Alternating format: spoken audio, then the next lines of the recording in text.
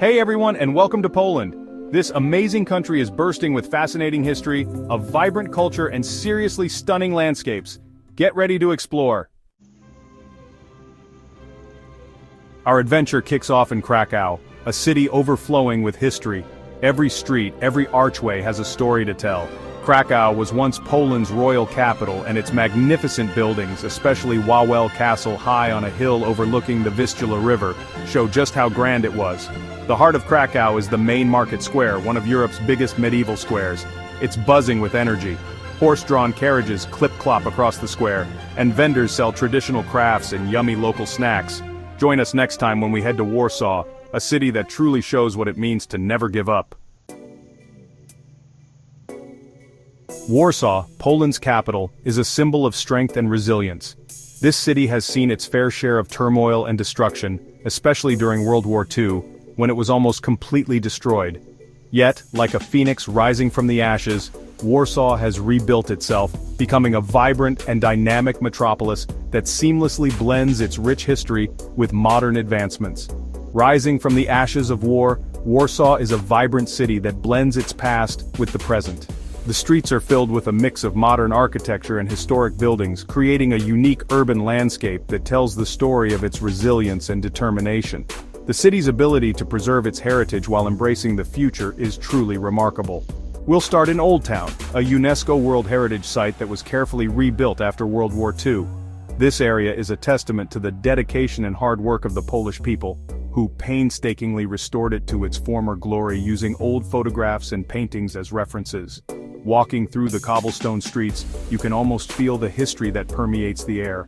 The bright, colorful buildings are now cafes, restaurants, and shops, a real sign of hope. These establishments bring life and vibrancy to the area, making it a popular spot for both locals and tourists. The lively atmosphere is a stark contrast to the somber history of the area, showcasing the city's ability to move forward while honoring its past.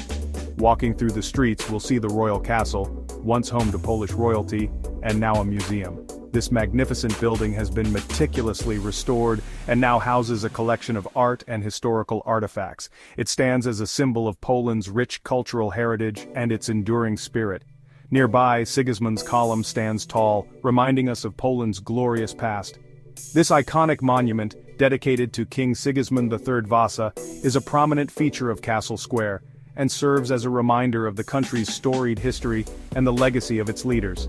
The Palace of Culture and Science, a huge skyscraper, also stands out, a reminder of Poland's complicated history. Built in the 1950s as a gift from the Soviet Union, this imposing structure is a symbol of the country's past struggles and its journey towards independence. Today it houses theaters, museums, and offices, serving as a hub of cultural and social activity. As the day ends, we see how Warsaw mixes old and new, serious and exciting. The cityscape transforms as the sun sets, with historic landmarks illuminated against the backdrop of modern skyscrapers. This juxtaposition of the old and the new, the traditional and the contemporary, is what makes Warsaw a truly unique and captivating city. It is a place where history and progress coexist, creating a dynamic and ever-evolving urban landscape. Next, we're off to Gdansk, a city on the Baltic Sea where the salty air mixes with the scent of history. Gdansk has always been an important port city. Walking along Długi Targ, or Long Market, Gdansk's main street, we see beautiful, colorful buildings.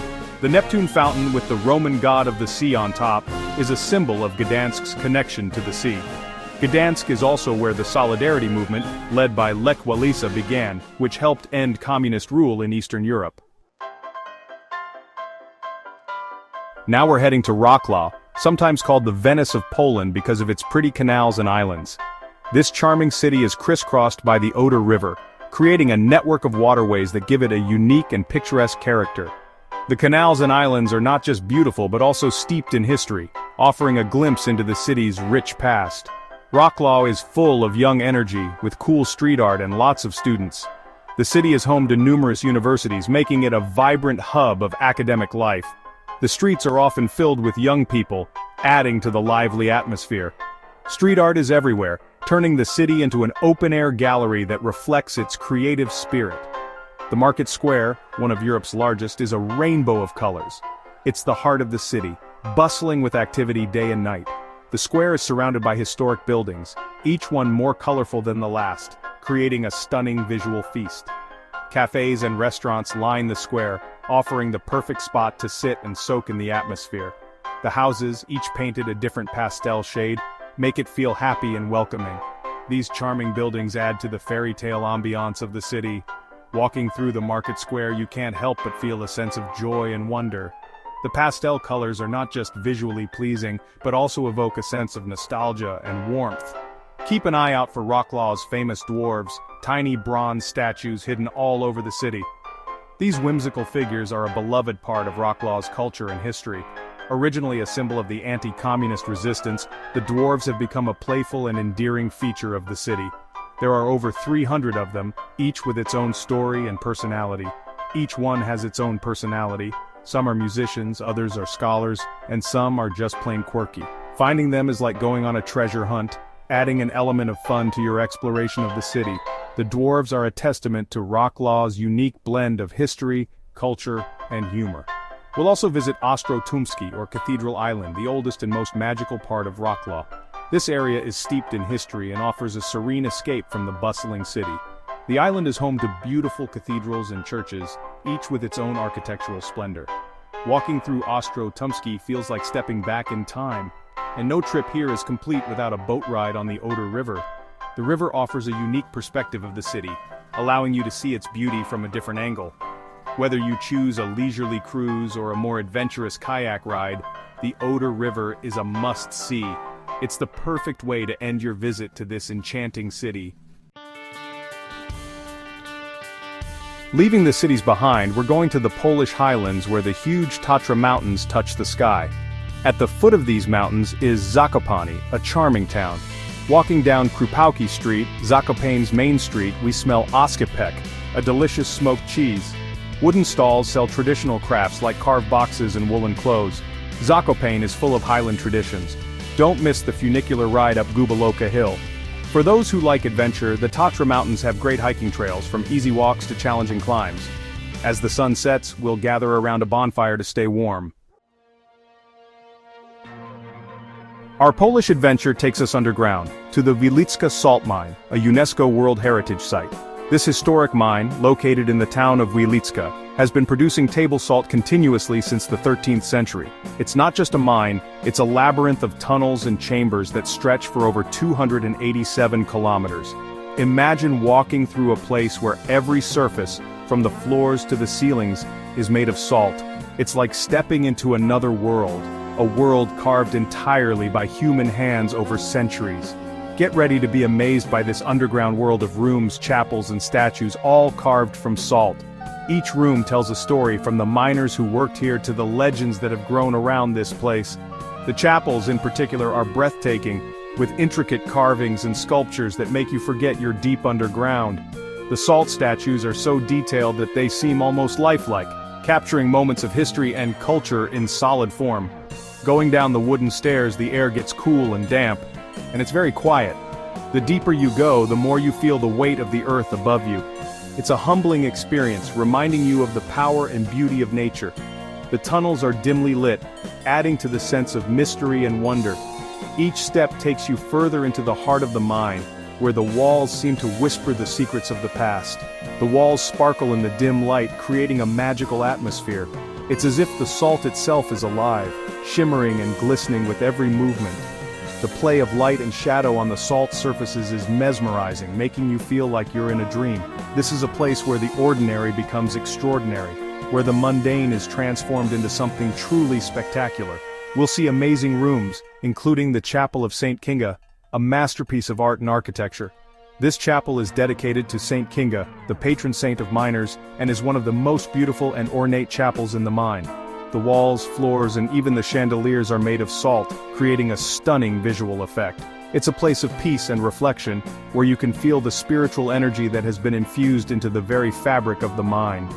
An underground cathedral with chandeliers, altars, and intricate carvings. This cathedral is a testament to the skill and dedication of the miners who created it. The chandeliers, made from rock salt crystals, cast a soft, ethereal light that adds to the sense of awe and wonder. The altars are beautifully crafted with detailed carvings that depict scenes from the Bible and the history of the mine. It's a place where art and faith come together in a harmonious blend.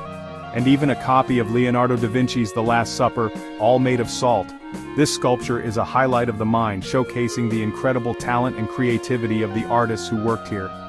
The level of detail is astonishing, capturing the expressions and emotions of the figures in the scene. It's a reminder of the enduring power of art, even in the most unexpected places. After hours underground, we'll be glad to see the sun and breathe the fresh air again. Emerging from the mine, you'll feel a sense of accomplishment and wonder, having explored one of the most unique and fascinating places on Earth. The experience of the Wieliczka salt mine is one that stays with you, a journey into a subterranean world of wonder that you'll never forget. We're traveling to eastern Poland, to the Białowieża forest, one of Europe's last truly wild forests. Time seems to stand still here. Deep in the forest, the sunlight barely comes through the trees. The air smells like pine needles and earth, and it's very quiet. The Białowieża forest is home to amazing animals like wolves, lynx, and hundreds of birds. But the real star is the European bison, the biggest land animal in Europe. Once almost extinct, they are now thriving here. Leaving the forest, we feel peaceful and calm. We're going to Malbork, home to Malbork Castle, a huge medieval castle. Get ready to step back in time. This enormous brick fortress is the largest castle in the world. Its towers are so tall, and the walls tell stories of centuries past. Crossing the drawbridge, we enter a world of courtyards and towers. Malbork Castle was built over time, starting in the 1200s by the Teutonic Knights. Climbing the towers gives us amazing views. Next, we're off to Torun, a city with beautiful medieval buildings. Torun is also famous for its gingerbread. The old town looks like something from a fairy tale, with narrow streets and charming houses. The smell of gingerbread is everywhere. We'll visit a gingerbread bakery and watch the bakers create amazing designs. Torun is also the birthplace of Nicolaus Copernicus, the famous astronomer. Our journey ends at a very important place, Auschwitz-Birkenau, the largest Nazi concentration and extermination camp. Here we remember the terrible things that happened during the Holocaust. Entering Auschwitz I, it's very quiet. We see the gate that says Arbeit macht frei, work sets you free. The camp is huge. At Birkenau, the extermination camp next to Auschwitz I, we see rows and rows of wooden barracks. Visiting Auschwitz-Birkenau is a very sad and powerful experience. From the Tatra Mountains to the Wieliczka salt mine, from the cities of Krakow and Warsaw to the Białowieża forest, Poland is a land of amazing variety and beauty. We've seen a country full of history, where castles and towns tell stories of the past. We've seen the strength of the Polish people. Start planning your own adventure to Poland today.